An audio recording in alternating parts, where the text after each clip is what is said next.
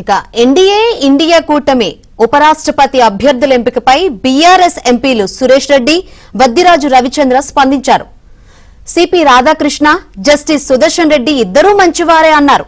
ఇంకా ఎన్నికకు సమయం ఉంది కాబట్టి తమ పార్టీ అధినేత కేసీఆర్ తో చర్చించి నిర్ణయం తీసుకుంటామని బీఆర్ఎస్ ఎంపీలు స్పష్టం చేశారు. దాంట్లో ఎటువంటి అనుమానం లేదు.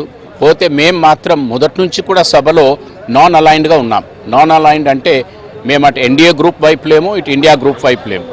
ఏమున్నా సమస్యలపైనే స్పందిస్తున్నాం. ఎన్డీఏకి ఎప్పుడైనా సపోర్ట్ చేస్తే అది ఆ సమస్య పరిష్కారం అవుతుందనే నమ్మకం ఉన్నప్పుడే సపోర్ట్ చేశాం. ఈ రాబోయే ఉపరాష్ట్రపతి ఎన్నిక మరి వస్తే తప్పనిసరిగా మా పార్టీ పెద్దలు, మా నాయకులు కేసీఆర్ గారు దీనిపై నిర్ణయం తీసుకుంటారు.